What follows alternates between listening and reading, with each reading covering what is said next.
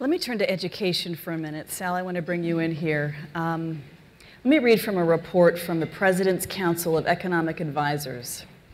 It says global spending on education is $3.9 trillion, or 5.6% of planetary GDP.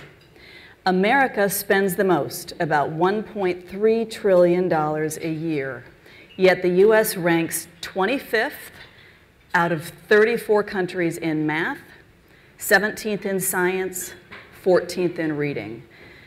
About a fifth of our American teenagers do not have basic competence in science. 23% cannot use math in daily life. So that's a lot of numbers, but it gives an idea, obviously, that's not great. So what's wrong with the way we teach in this country? You know, some people are surprised. I'm actually not as hard on America as sometimes the statistics or the press have it.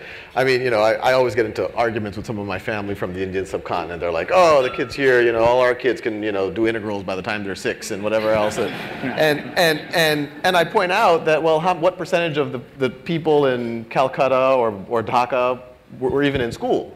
So you're really comparing our 50th percentile to really that 95th percentile. And if you know, whenever you do the country rankings, there's frankly no country that you could compare the US to that is as large and as diverse. I mean, it's not a Finland, it's not a Singapore, it's not a South Korea. Those aren't fair comparisons. And so I guess if I have a bone to pick, it's not necessarily with the American system, it's actually with the global system. The global system is, you know, I write about this a lot in my book. It's a system we inherited from the Prussians. They were the first to say, hey, let's do mass public education, which was a very powerful idea. But they said, well, how do we do it at a kind of an economic way?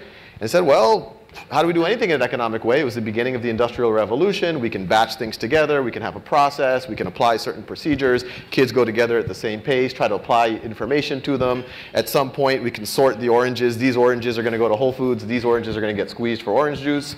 And I don't know if that's a good analogy or not, but I'll let Clay decide. But and then the U.S., Japan, the other, you know, it's no coincidence. These are the first major industrial powers kind of inherited the same system. And it was really to design, to produce a workforce for the Industrial Revolution, people who knew just enough to work in a factory or whatever else. And now we are looking for people who can be creative, who can think of new ideas, who can be disruptive. And the irony here is, I think America, regardless of its education system, does it better than anywhere else on the planet. That if anything, it's not about what's wrong with the American system. It's actually, in my mind, how can we make it more American? How can we make global systems more American? You know, despite everything that's going on in our school system. I think bunnies are cute too. fishing for claps. But it really is, I mean, regardless of what's happening, if you look at, you know, there's all this doom and gloom about America, but if you go like 50 years ago, 60 years ago, you looked at where are the most innovative companies in the world, yeah, there were some in California, there were some on the East Coast, there were some in Europe, there were some all over the planet. And if you look, as we get closer and closer to the present, the concentration has frankly gotten more and more concentrated about 20 miles around where we are right now. And frankly, this is, in my mind, the most American part of America.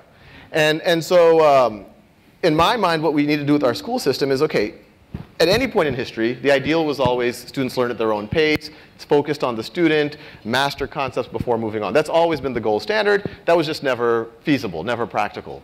You'd have to have a private tutor for every student. Now, with technology, I think you can get to that standard. And we are starting to prototype this in schools and see really great results. And the irony here is we're using technology to make the classroom more interactive. Interactive not with technology, interactive with humans, with students talking to students, students doing the projects and whatever else.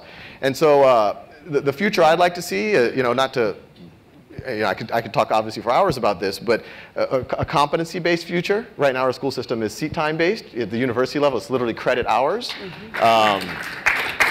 I think it's, students learn at their own pace. When they go to a class, it's not lecture-based anymore. It's literally peer-to-peer instruction, multi-age group cohorts. You could actually liberate what happens within classrooms. You can have multiple classrooms together, teachers teaching together.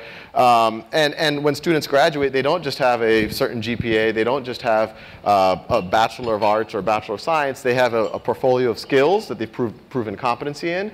They have peer assessment on how good of a teacher and a mentor they were, which is that's a more important skill than learning to factor a polynomial. And they have a portfolio of creative works, which is completely unaddressed right now, but this is something that every employer actually cares about.